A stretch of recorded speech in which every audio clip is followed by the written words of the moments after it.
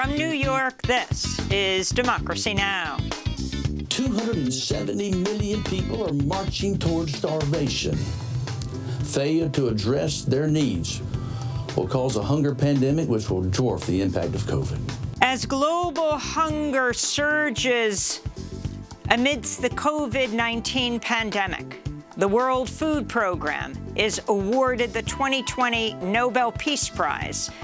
We'll hear part of WFP head David Beasley's acceptance speech, then look at Joe Biden's decision to pick Tom Vilsack to head the U.S. Department of Agriculture again, then to Ethiopia. The situation in Ethiopia is, I think, is really worrying and volatile, and as I had warned, it's spiraling out of control with appalling impact on civilians. The Ethiopian government's blocking international observers into Tigray after Ethiopian Prime Minister Abiy Ahmed launched a military offensive that's displaced tens of thousands of civilians. It was just a year ago today that the Ethiopian Prime Minister won the Nobel Peace Prize. I truly believe peace is a way of life, war a form of death and destruction. Is Ethiopia now on the verge of a civil war? All that and more coming up.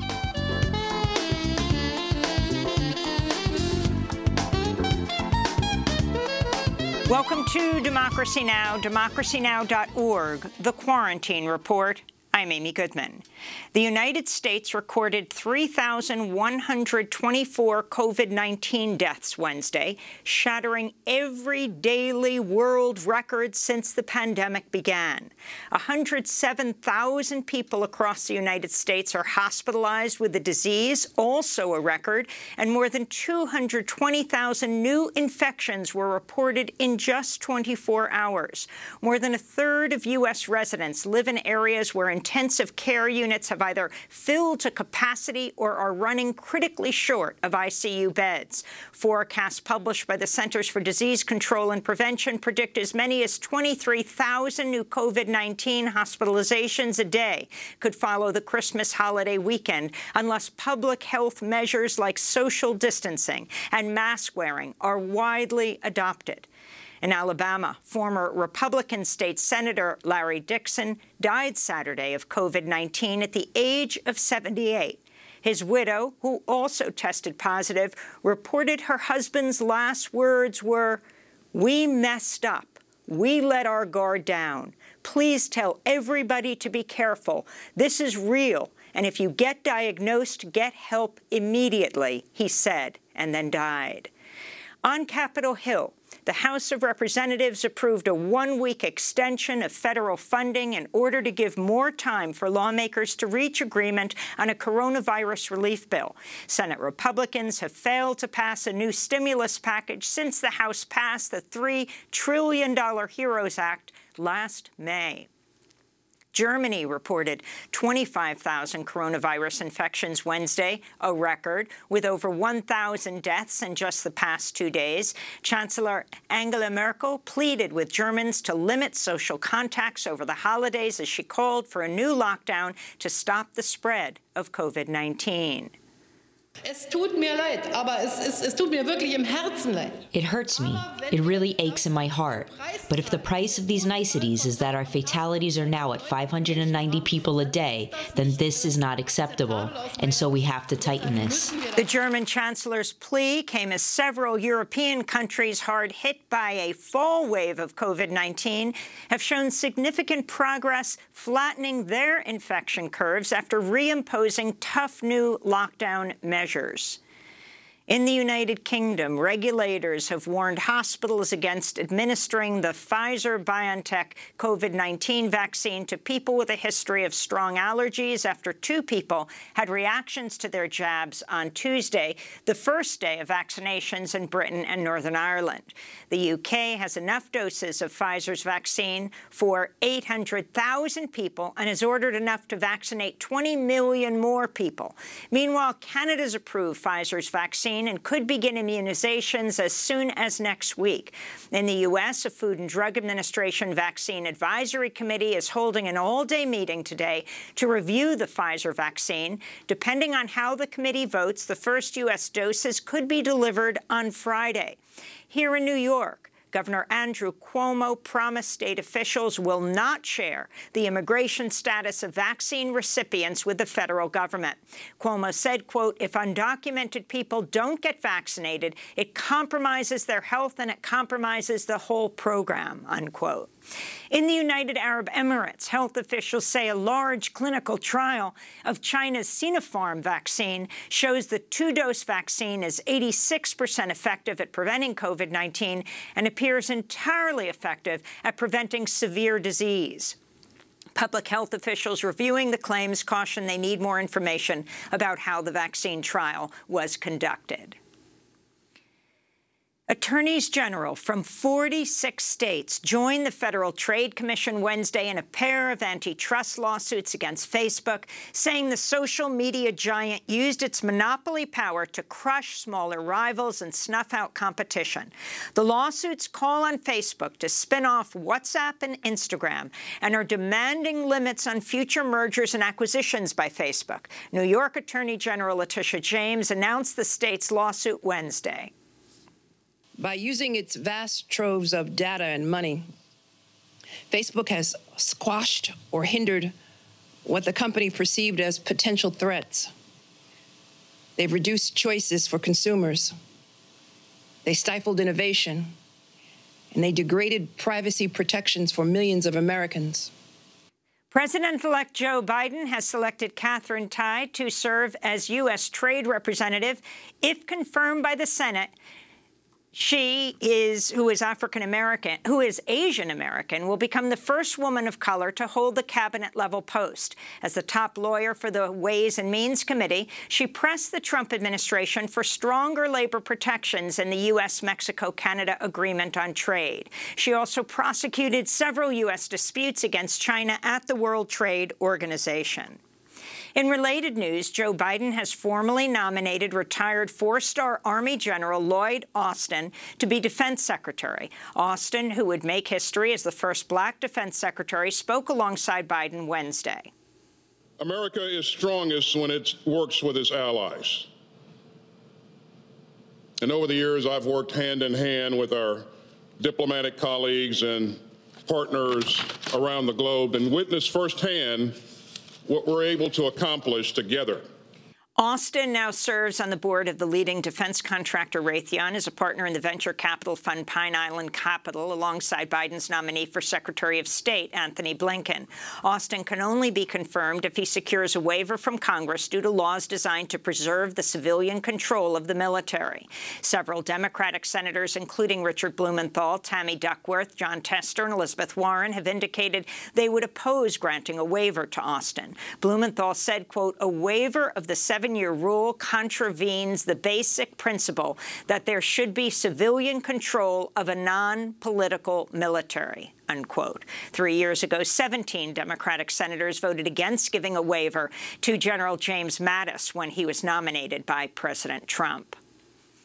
The Trump administration appears set to move ahead with a $23 billion arms deal with the United Arab Emirates after a bipartisan effort in the Senate to block the deal failed. Critics said the arms deal could further destabilize the Middle East and worsen the humanitarian crisis in Yemen. The deal includes the sale of F-35 fighter jets, Reaper drones, and other military equipment made by Raytheon and other U.S. weapons manufacturers. Philippe Nassif of Amnesty International criticized the arms deal, saying, quote, "Today's vote could be the first act in a domino effect which ends in human tragedy as this country provides capabilities which risk being used to injure and kill thousands of Yemenis and Libyans in their homes, their schools, and their hospitals." In Iraq's Kurdistan region, at least 8 people have been killed over the past week as security forces clamp down on protests over unpaid salaries. The semi-autonomous region is facing a financial crisis tied to corruption and a plunge in oil prices due to the COVID-19 pandemic. In eastern Afghanistan, gunmen shot and killed television journalist Malala Maiwand as she was on her way to work in the city of Jalalabad Thursday, making her at least the 10th Afghan media worker killed this year. Maiwand's driver was also killed in the assassination. No group has claimed responsibility, and the Taliban has denied involvement. In Ghana, the incumbent president, Nana Akufo-Addo, was announced the winner of a contested election, which has led to at least 5 people being killed in related violence since Monday. Earlier today, Ghana's opposition rejected the election results and vowed to take steps to overturn it. It was the 3rd time President Akufo-Addo faced off against former President John Mahama for the presidency. The National Oceanic and Atmospheric Administration, NOAA, warns in a stark new report that greenhouse gas emissions have radically transformed the Arctic in just the last 15 years. The 2020 Arctic Report Card warns of dwindling sea ice, accelerating Arctic wildfires, summertime temperatures topping 100 degrees Fahrenheit, and rapidly melting permafrost that's releasing vast quantities of heat-trapping methane gas. On the whole, the Arctic is warming 3 times faster than the rest of the globe. The state of New York has announced plans to divest its $226 billion retirement fund from most fossil fuel companies. The New York State Common Retirement Fund is the 3rd largest public pension fund in the United States. New York State Comptroller Tom DiNapoli said the fund would divest from the riskiest oil and gas companies by 2025 and decarbonize by 2040. The decision follows years of organizing by the Divest New York campaign, which was launched after Hurricane Sandy. Bill McKibben, co-founder of 350.org, hailed the decision. This is one of the really great, important moments. This is the biggest pension fund to divest yet. It comes from the state that is at the heart of the global financial system. That is, it is smart money. And it comes after the long effort of the comptroller to engage with these oil companies and try to knock some sense into them. President Trump has asked the Supreme Court to side with Texas Attorney General Ken Paxton in a lawsuit to overturn Joe Biden's election victory. Paxton sued the states of Pennsylvania, Georgia, Michigan, and Wisconsin and has asked the Supreme Court to block the states from voting in the Electoral College. 17 Republican attorneys general have backed Paxton's extraordinary lawsuit. Trump's last-ditch effort to overturn the election results come as Paxton and several other Republican attorneys general are set to meet with Trump for a private luncheon today at the White House. All 50 states and the District of Columbia have now certified their presidential election results. On Monday, Electoral College voters will meet in their respective states to formally cast their votes for president. President Trump's top campaign attorney, Rudy Giuliani, left Georgetown University Hospital in Washington Wednesday after 4 days of treatment for COVID-19. Giuliani told New York radio station WABC he received the same drugs President Trump got during his battle with the coronavirus in October. Giuliani's special treatment followed similar care administered to Trump allies Chris Christie and Ben Carson, both of whom received experimental antibody therapies for severe cases of COVID-19. The drugs produced by Eli Lilly and Regeneron are in such short supply that many states and hospital systems have set up a lottery system to determine who will receive them. Meanwhile, Jenna Ellis, another Trump campaign attorney who worked in close contact with Giuliani, has tested positive for COVID-19. Federal officials are investigating Hunter Biden, focusing on his taxes and business dealings in China. Investigators had not disclosed any new information about the probe until recently because of Justice Department guidelines barring overt actions that could affect an election. Hunter Biden maintains he has done nothing wrong.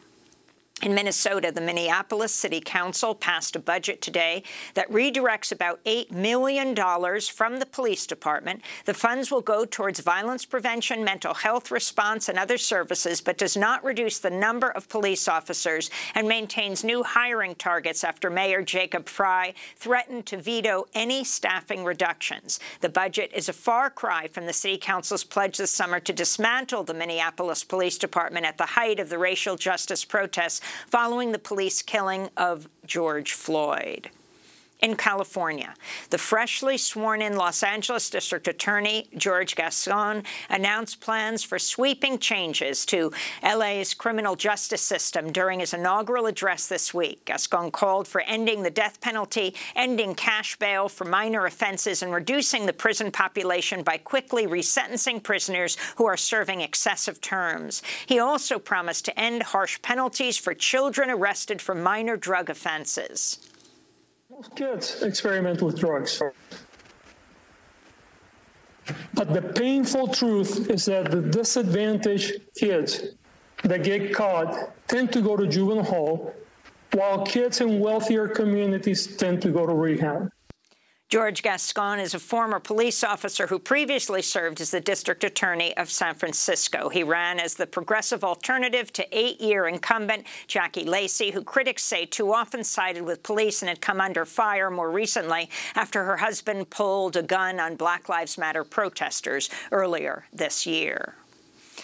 Johns Hopkins, the 19th century businessman and namesake of the prestigious hospital and university in Baltimore, Maryland, enslaved at least 4 black people before the Civil War. The revelation made by school officials this week was based on newly unearthed census documents and counters the popular narrative that Hopkins was an abolitionist. In other education news, Connecticut has become the first state to require high schools offer courses on African-American, Black, Puerto Rican, and Latinx studies starting in 2022. Connecticut Governor Ned Lamont said, quote, "Increasing the diversity of what we teach is critical to providing students with a better understanding of who we are as a society and where we are going," he said. And in breaking news, a judge in Lebanon has charged Lebanese caretaker Prime Minister Hassan Diab and 3 former ministers with negligence in connection with the devastating August 4th explosion at the port of Beirut. The explosion killed over 200 people, injured 7,000, and left more than 250,000 Beirut residents homeless. And those are some of the headlines. This is Democracy Now!, democracynow.org, The Quarantine Report. I'm Amy Goodman in New York, joined by my co-host Nermeen Sheikh. Hi, Nermeen. Good morning, Amy, and welcome to our listeners and viewers around the country and around the world. Well, just before our live broadcast today, the World Food Program received the Nobel Peace Prize in an online ceremony due to COVID-19 restrictions for what the Nobel Committee described as its efforts to combat hunger, for its contribution to bettering conditions for peace and conflict-affected areas, and for acting as a driving force in efforts to prevent the use of hunger as a weapon of war and conflict, unquote. The World Food Program is the world's largest humanitarian organization dealing with hunger and food security. It's now warning the combination of conflict, climate crisis, and COVID-19 could push 270 million people to the brink of starvation. The executive director, the former South Carolina Governor David Beasley, accepted this year's Nobel Peace Prize award on behalf of the organization from its headquarters in Rome. On behalf of the Secretary General of the United Nations, Antonio Guterres, our board, our sister agencies, our incredible partners and donors, and on behalf of 19,000 peacemakers at the World Food Program, including those who came before us and especially those who died in the line of duty and their families who carry on, and on behalf of the 100 million people we serve, to the Norwegian Nobel Committee, thank you for this great honor. Also, thank you for acknowledging our work of using food to combat hunger, to mitigate against destabilization of nations, to prevent mass migration, to end conflict, and to create stability and peace. We believe food is the pathway to peace.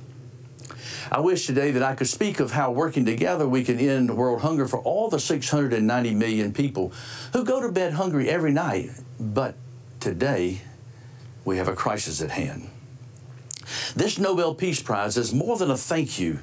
It is a call to action. Because of so many wars, climate change, the widespread use of hunger as a political and military weapon, and a global health pandemic that makes all of that exponentially worse, 270 million people are marching toward starvation. Failure to address their needs will cause a hunger pandemic which will dwarf the impact of COVID. And if that's not bad enough, out of that 270 million, 30 million depend on us 100% for their survival. How will humanity respond? What tears me up inside is this. This coming year, millions and millions and millions of my equals, my neighbors, your neighbors, are marching to the brink of starvation. We stand at what may be the most ironic moment in modern history. On the one hand, after a century of massive strides in eliminating extreme poverty, today those 200 million of our neighbors are on the brink of starvation. That's more than the entire population of Western Europe. On the other hand, there's $400 trillion of wealth in our world today. Even at the height of the COVID pandemic, in just 90 days, an additional $2 trillion of wealth was created. And we only need $5 billion to save 30 million lives from famine. What am I missing here? A lot of my friends and leaders around the world have said to me, you've got the greatest job in the world, saving the lives of millions of people. Well, here's what I tell them. I don't go to bed at night thinking about the children we saved. I go to bed weeping over the children we could not save. And when we don't have enough money, nor the access we need, we have to decide which children eat and which children do not eat, which children live, which children die. How would you like that job? Please, don't ask us to choose who lives and who dies. In the spirit of Alfred Nobel, as inscribed on this medal, peace and brotherhood, let's feed them all. Food is the pathway to peace. Food is the pathway to peace. That's World Food Program Executive Director David Beasley accepting this year's Nobel Peace Prize award on behalf of the organization from its headquarters in Rome on today, International Human Rights Day. When we come back, we look at the hunger crisis with Ricardo Salvador of the Union of Concerned Scientists. We'll also ask him about President-elect Biden's pick to head the U.S. Department of Agriculture, which could play a key role in feeding millions of Americans facing food insecurity during the pandemic. And then we'll look at the crisis in Ethiopia. Stay with us. Come round by our side and we'll sing you a song. So softly, let's do no one, oh so softly. On Birmingham Sunday, the blood red like wine, like wine. And the choir kept singing of freedom.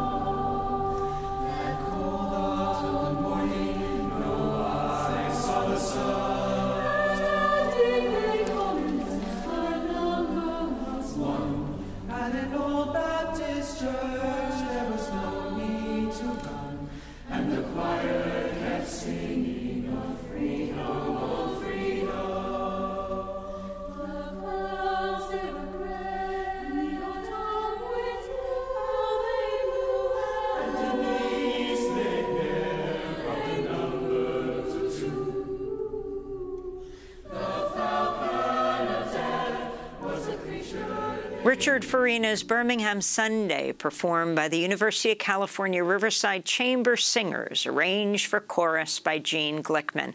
Lifelong activist and music professor, Gene passed away last weekend at the age of 86. This is Democracy Now!, democracynow.org, The Quarantine Report. I'm Amy Goodman with Nermeen Sheikh. We look now at the growing hunger crisis and how the World Food Program, this year's Nobel Peace Prize recipient, projects 270 million people may be pushed to the brink of starvation amidst the combination of conflict, climate crisis, and COVID-19. Here in the United States, the group Feeding America predicts more than 50 million people in the country could experience food insecurity before the end of the year, including 1 in 4 children. We're joined now by Ricardo Salvador, Director of the Food and Environment Program at the Union of Concerned Scientists. Welcome to Democracy Now! It's great to have you with us. Can you start, Ricardo, by responding to the World Food Program winning the Nobel Peace Prize today and the comments of its director, David Beasley, saying food is the pathway to peace? Yeah, well, first of all, this is a very apt recognition for the organization. However, I think that Executive Director Beasley would also agree that the best circumstance would be that there be no need for an organization like the World Food Program. What it is doing is heroic because it's essentially delivering emergency food to populations that have no recourse. But we really need to be asking ourselves, how is it that in the 21st century, when the planet as a whole is producing almost half again as much in terms of calories that we need to feed everyone, that there are some people that are in such dire circumstances as he described. So we must always do that work. We must support that work. We must congratulate the people that devote their lives to do that. But I think a more important calling is actually to prevent the incidence of hunger on the planet, which is entirely doable. And to your question, the formula that food is the way to derive peace actually should be more properly understood in reverse. The answer to my question of why we have so many hungry people on the planet when there is no need for that is that it is a deliberate decision that some human beings make in order to appropriate the resources of others, or as in the case of one of the hotspots on the planet right now for hunger, which is Yemen. It was a deliberate strategy to disrupt the food system, specifically to weaken the country in the pursuit of the war between proxies, Saudi Arabia and Iran. And so it's important to remember that hunger does not always happen because of natural disasters, which is a mental model that most of us fall back upon. It is often the result of things that we actually do to each other deliberately.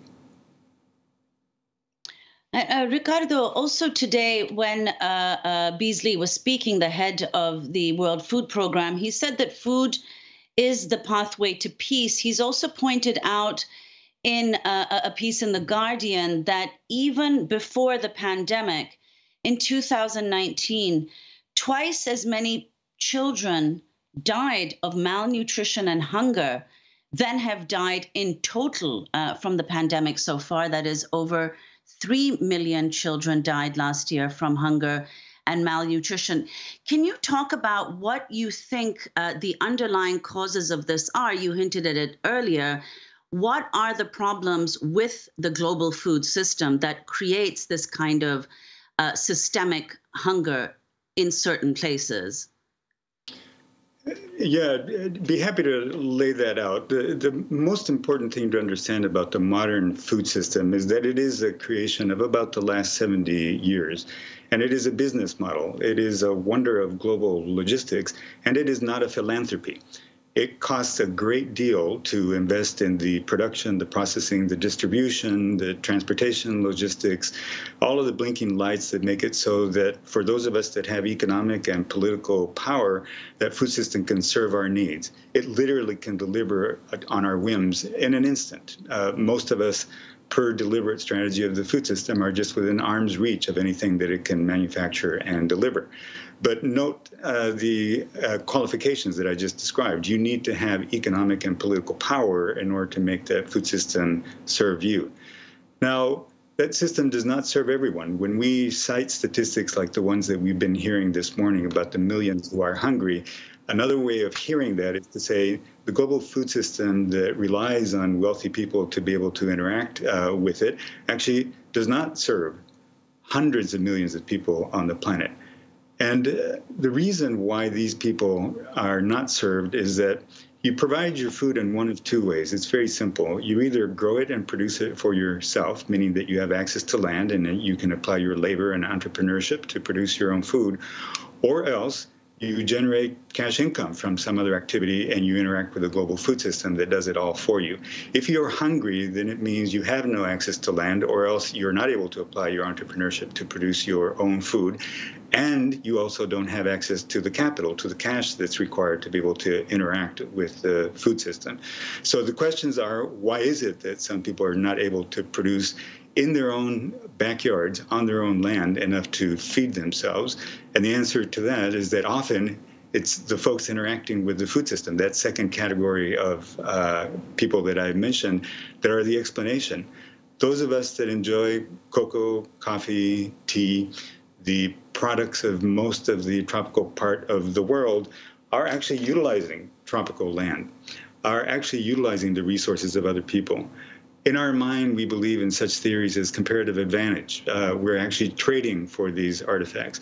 But in fact, what is happening is that most of the time we're appropriating the resources of very vulnerable, economically desperate people that are not able to fight back against millionaires that are investing in land leases in order to produce industrial crops such as jatropha for biofuels, or to produce the luxury crops of the global north. And so it is very important to understand that, as I mentioned at the outset, these are deliberate human decisions, tactics that look like investment decisions to other people, but in fact actually have the perverse result of immiserating and making other people hungry in different parts of the planet. Ricardo, could you talk about that actually in the context of what David Beasley also said, these staggering figures, $400 trillion of wealth in the world today, an additional $2.7 trillion added over just 90 days at the height of this pandemic. The connection between inequality and the kind of resource appropriation that you've been speaking of. Yeah. I'll add a few more statistics to that. So, for instance, globally, the value of the food system approaches $5 trillion. It is a very high value add business proposition to take the raw products that most of us wouldn't know what to do with. So, for instance, raw corn, raw soybean, or livestock on the hoof, and turn that into the edible bites that most of us expect from the food system that we're accustomed to. Those of us that have only known the food system of the last 70 years know only those edible bites by and large. And so it's a very profitable system, and that nearly $5 trillion that I've described says things are going to stay this way. And so this means that people on the planet who are displaced, who formerly own land and produce for themselves, but have been displaced for banana plantations, for cocoa plantations, for tea plantations, for bioenergy plantations, and so on. These are populations of people that do not have the political power, often don't enjoy the support of their own governments in order to assure their food sovereignty and their own well-being. Prime example of this is the continent of Africa. The majority of us are accustomed to grab for a stereotypical image of somebody suffering from hunger by going on to the internet and finding images of desperate people on the African continent. We're conditioned by those images to think of the continent as a basket case when it comes to economic development and to agricultural production. The continent of Africa not only could feed itself, it is currently producing more calories than needed to feed its own population. Just one country, Sudan, could be a breadbasket for the entire continent.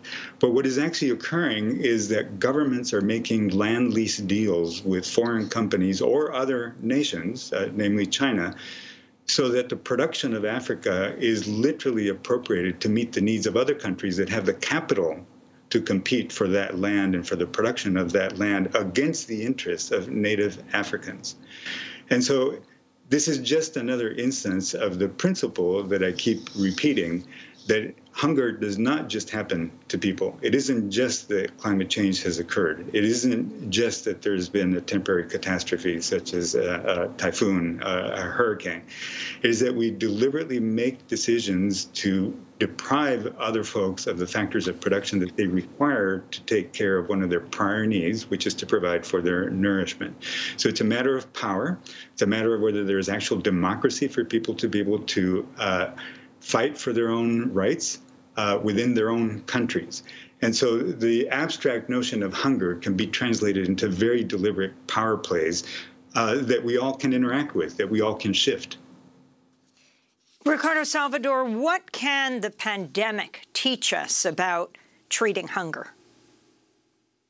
Well, the pandemic is an instance of a disruption that has been global in this particular instance. But let's go to one of the hotspots of hunger in the world right now that I've mentioned already, the country of Yemen. It is a civil war that is a proxy war being fought by Iran and Saudi Arabia. It has gone on for 5 years. The United States is a part of this war on the side of Saudi Arabia, backing Saudi Arabia, providing armaments, providing moral justification. It is a country that would not be able to provide for its own food. It is primarily a desert country, so 80% of its food is imported. If you disrupt the economic system there, as the war had done prior to the pandemic, then that means that people are going to be vulnerable. There will be no actual flow of food. But the pandemic has actually exacerbated that to the point where essentially the 85% of food that has to be imported to meet the demand of the internal population has been disrupted just logistically. Just because of the war, the food cannot get in. And so there are two ways that you don't have access to food. One is the one that I just described, physical access. And I've given you an example of a place where decisions made by people, let's go to war and let's specifically disrupt the food system of Yemen so that it can be vulnerable and we can win the war there. So an intentional act. Or the other way that you cannot have access is because you don't have the capital, you don't have the cash. And so the fundamental thing to remember always in these situations is you must provide access so that people can actually meet their own needs. And one of those two ways. The pandemic itself has actually exacerbated existing vulnerabilities all over the planet, where people were on the razor's edge of food sovereignty and survivability. Often this has tipped them over the edge. And it has occurred not only in the global south, it is actually something that exists within the global north. So there are populations the size of, say, Sudan, 50 million total population. That is the number of food insecure people embedded within the United States. I wanted to look now, speaking of the United States, at how President-elect Joe Biden's pick to head the U.S. Department of Agriculture, the USDA, could play a major role in that issue of hunger, feeding millions of Americans facing food insecurity during the pandemic, and how the incoming administration responds to the climate crisis. Ricardo Salvador, you recently co-authored an op-ed in the New York Times headlined "Goodbye USDA, Hello Department of Food and Well-Being." You wrote this before Biden's pick former Iowa Governor Tom Vilsack as his Secretary of Agriculture, instead of Ohio Congressmember Marcia Fudge, who he chose to head Housing and Urban Development. Environmental and civil rights groups had urged Biden to pick Fudge, who's African-American, to head the USDA, citing her dedication to preserving its anti-hunger programs like SNAP, that Supplemental Nutrition Assistance Program, which makes up about half the budget. As many as 1 in 4 Americans use at least one of USDA's food aid programs. Fudge's supporters included South Carolina Congressman Jim Clyburn, another key backer of Biden during the primaries, who said, quote, "It's one thing to grow food, but another to dispense it. And nobody would be better at that than Marcia Fudge." But Biden chose Vilsack, who became CEO of the U.S. Dairy Export Council after he left government, a group backed by the dairy industry. If you, Ricardo Salvador, could talk about the significance of the USDA and what has been Vilsack's role. I mean, he ran it throughout the Obama 2-term tenure. Yeah. Well, the first note that I should make is that it's been reported widely in the media that that will be the pick of the administration. I want to note that there's been no official announcement of that, so that there's still hope that that decision could be influenced. But to your point, there would be implications of this. We are living in a historical moment. It isn't just that the pandemic that we've been discussing has disrupted the food system as well as other systems across the planet. It's that we're also in the middle of an attack on democracy around the planet. It is also that we are living at a time when the public at large is beginning to doubt the foundations of modernity, which is the scientific approach to things. And also, we're at a time where there is a massive racial reckoning, which is connecting the history, the foundations of today's modern economies to exploitation. And at this historical moment, any change in administration is an opportunity to strike in a new direction. So obviously, going back to a secretary of the past is not the way to strike in a new direction. That is status quo.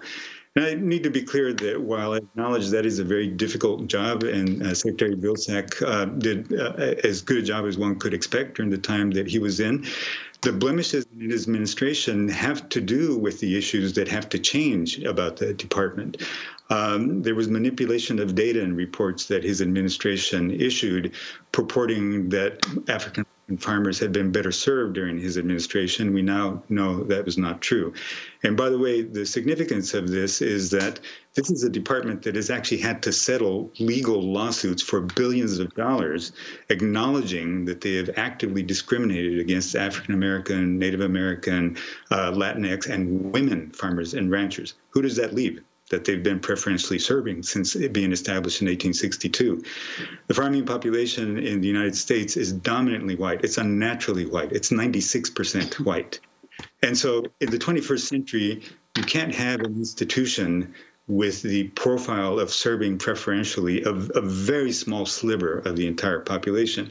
Its original remit was to be a people's department, and this was at a time, 1862, the date of its founding, when the majority of the population were rural, and when there was a significant number of people that derived their livelihood from farming itself. So it did make sense that at that time, your primary stakeholders would be farmers. But it's 2021. In the United States, nominally 2 million farmers still ply that trade. We all depend on them, but the country is 320 million people. And we all have a stake in the food system. It determines whether we're healthy or not. It determines whether we're susceptible to diseases like the COVID pandemic and so on. So the stakeholders in USDA are all of us. That A doesn't stand for agribusiness, which is the way that secretaries of agriculture normally behave. And this is a secretary, Mr. Vilsack, whom I respect, but who has come from 4 years of working for agribusiness, as you just noted. And so that's not the profile of somebody that is going to be able to be independent of agribusiness and serve a much broader set of public interests, which you've listed. We all have a stake in having physical and economic access to a nourishing system that is equitable, not only in terms of who gets to eat, but also in terms of who gets to farm, who gets to participate in the business of food and agriculture. And Ricardo, before we conclude, you point out in that New York Times piece the question of food insecurity in the U.S. 10% of households were already food insecure before the pandemic. That number has now doubled. You also say that nearly 75% of Americans are clinically overweight or obese, making them, of course, more vulnerable to COVID-19 in addition to other health problems.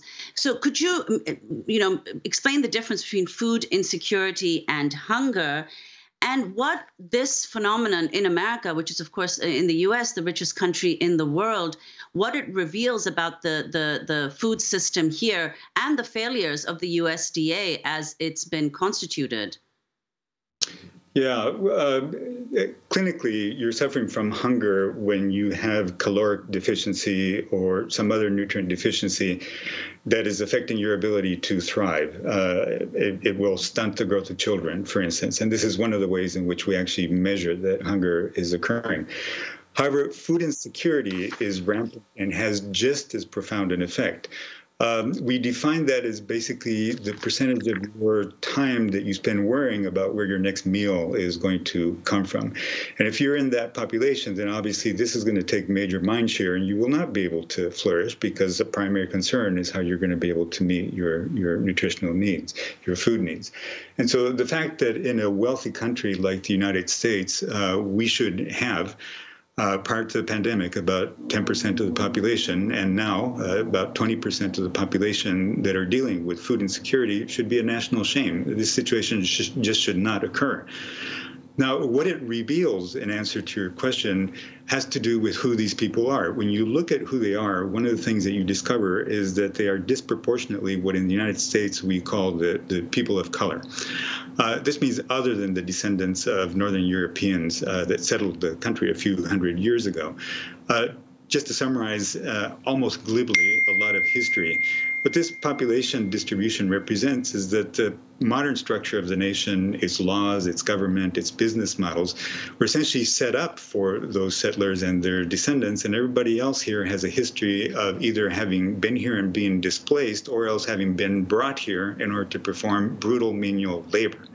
And so some set of the population over generations has been having access to land, access to government programs, access to credit, access to the best education, and building their wealth and well-being. And another set of the population has experienced exactly the opposite of that, being driven off of land, their ancestors experiencing genocide,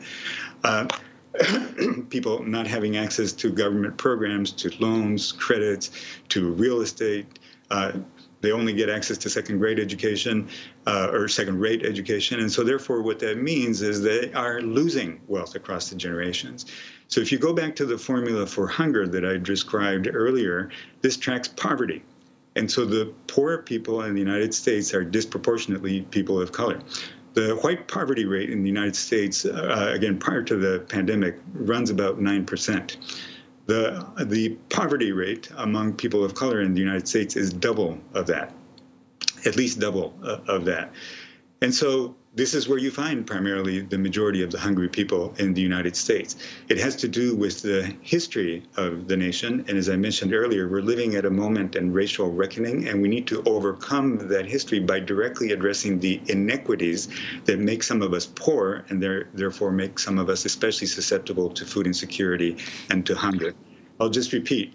These are the results of actual human decisions to appropriate somebody else's land, to kill people, to drive them into reservations, to enslave people, to make some people who are essential for the food system to work undocumented so that we can exploit them and abuse them. And these are things that we can change and that we must change. Well, this is an ongoing conversation. And Ricardo Salvador, thanks so much for being with us, Director of the Food and Environment Program at the Union of Concerned Scientists.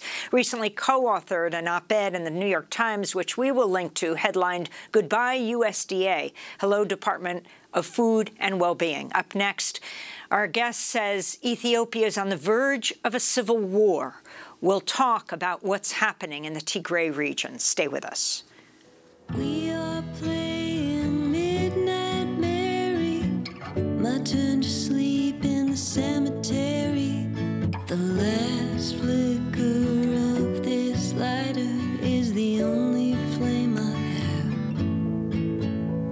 My parents think I'm sleeping at Jackie's. Her parents think she's sleeping at mine. It's a year before my dad will leave, and my mom will wear sunglasses all the time. I'm not afraid of seeing ghosts in the night. I'm not afraid of the boogeyman running his hands down my spine. I'm only afraid of the kind of darkness that doesn't end. When the Sun Comes Up by Greta Morgan. This is Democracy Now!, the Quarantine Report. I'm Amy Goodman with Nermeen Sheikh. A year ago today, the Ethiopian Prime Minister Abiy Ahmed was awarded the Nobel Peace Prize for ending the two-decade state of war between Ethiopia and Eritrea, with many hailing a new era of peace in the region. We turn now to look at how just 1 year later, Abiy Ahmed's military has displaced tens of thousands of civilians in the ongoing military campaign in the northern Tigray region. Thousands have died since Ethiopia declared war on the Tigray People's Liberation Front more than a month ago.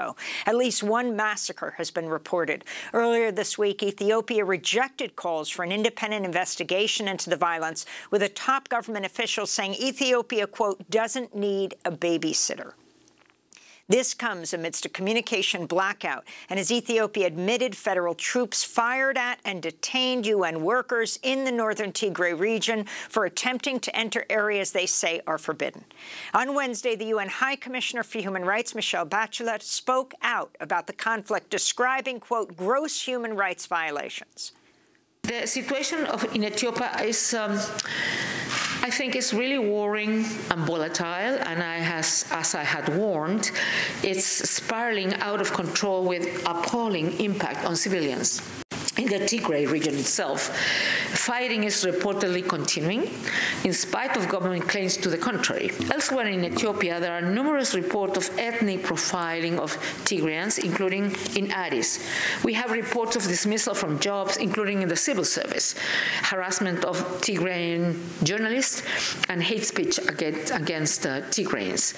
Well, for more, we go to London, where we're joined by Ewala, Associate Professor at Keele University School of Law in the United Kingdom, Global Fellow at Princeton University. In 2019, he nominated Abiy Ahmed for the Nobel Peace Prize. His recent piece in Al Jazeera is headlined, How Abiy Ahmed's Ethiopia First Nationalism Led to Civil War.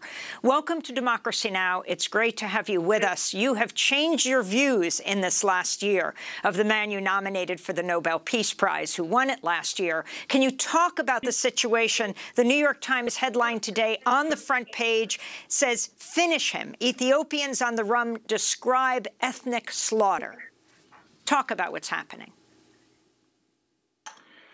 Yeah, it's unfortunate that Ethiopia, over the course of the last 2 years, moved from a moment of a very high degree of hope and optimism, a vision of transformation, into a total civil war that threatened to destabilize not only the country but also the broader Horn of Africa region. I think a number of people who saw the way in which things were changing in Ethiopia when the Prime Minister came into power had exactly the same views that I had, that this was a very transformational figure who is committed to the ideas of peace, of reconciliation, of justice, because he consistently talked about these ideas. He mobilized them, in literally every speech that he gave in the first 2 months of coming to office. And the, I think, commitment that he made to strike a deal of some sort with Eritrea to end the war, at that time, most of us thought that that was a very bold and revolutionary move that deserved recognition of some sort. But obviously there were, I think, with the benefit of the insight, we can say that there was a lot that we didn't know. There was a lot that I think the Prime Minister himself wasn't quite clear about in terms of some of the structural challenges and uncertainties facing the country. And I think the fact that an ideological and political difference between himself and his regime and the Tigray People's Liberation Front led to this war, I think, shows that it wasn't clear whether the Prime Minister actually had, as a principle, a policy of ruling out war and violence as a means of settling political dispute.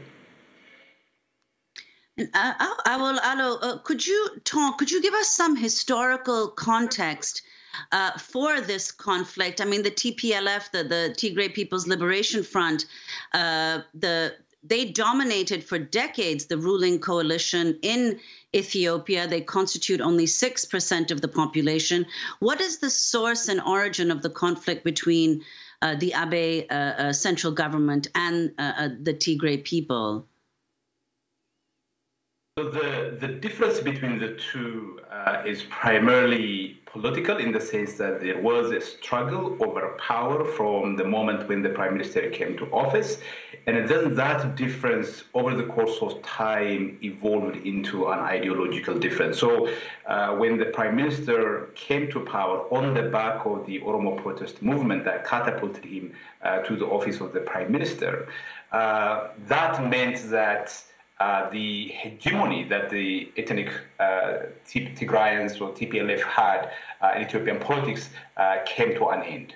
And TPLF wasn't particularly happy with the way in which the Prime Minister changed some of the things, removed some officials of TPLF from power, particularly the fact that the federal government wanted some key members of the TPLF to be held accountable for crimes of the past. So those political differences over the course of time evolved into an ideological difference. And this is something that most of us didn't know quite clearly, in the sense that the Prime Minister, when he came to power, he seemed to be someone who believed in the kind of multinational federal arrangements that existed at the time in the country, which was a kind of affirmative action system put into place to redress the inequities of the past. But as time progressed, as he consolidated more and more power, he signaled an intention to centralize power, to move towards a more unitary kind of system where regional governments, regional states would have less and less authority compared to the center. Now, TPLF, having been pushed from the center and now at the regional level, they wanted regional autonomy. So the fact that regional autonomy is threatened gave the TPLF an ideological kind of path in terms of taking on the federal government, because that is something that is supported by the vast majority of Ethiopia's people in the south, particularly the Oromos. So that is where the conflict between the two took on an ideological form. And then over the course of time, the Prime Minister dissolved the then ruling coalition, created his own party. The coalition that he dissolved is a coalition that is constituted of 4 ethnic-based parties. The party that he established in place of that coalition is what we may call a pan-Ethiopian party that does not have ethnic distinction within it. But it is a party at the same time that is incompatible with some of the predominant mode of political organizing and mobilization that existed in the country. So many people raise question as to the viability of that kind of structure, at least, especially its ability to win a democratic election. So when the Prime Minister established that new party, TPLF refused to join that party, and then the Prime Minister removed a few individuals who were part of his cabinet from TPLF from the cabinet. And then the Prime Minister, some months later, decided to postpone the election. When the election was postponed, TPLF said they will go ahead and hold the election because it's constitutionally mandated. The federal government withdrew recognition from the Tigray Liberation Front as a government of the Tigray region. And then the Tigray regional government also declared that it would not recognize the legitimacy of the federal government. So you can see how those differences over political and ideological differences led to a series of events ultimately leading to a military confrontation. Now, right now, of course, we're in the midst of the COVID-19 pandemic. Could you talk about what the effect of the ongoing conflict has been on the healthcare system in the Tigray region? And of course, the fact that the highest profile Tigrayan abroad is the present head of the World Health Organization, Dr. Tedros, who has been accused by Ethiopia's military chief of siding with the Tigray region. I think, fortunately, the pandemic doesn't seem to be having the same level of impact that it is having here in the western part of the world. Maybe because this has to do with data issues, and this is a broader debate as to why the pandemic is not having the same impact in Africa as it is in the northern hemisphere. But the pandemic itself is really not something that is discussed much in the public domain. But the fact that this war has been prosecuted in the midst of a complete information blackout, and the fact that the hospitals and health centers in the Tigray regional states have not received any supplies and have been running out of emergency supplies, I think that is certainly having a considerable impact on the ability of health providers to provide to care for those who are badly in need, and that is the view that is being expressed by humanitarian agencies working specifically on healthcare issues, including the ICRC. We're going to have to leave it there, but we will certainly continue to follow the situation. Alo, Associate Professor at Keele University School of Law, speaking to us from London. This is Democracy Now! I'm Amy Goodman with Nermeen Sheikh. Be safe, wear a mask.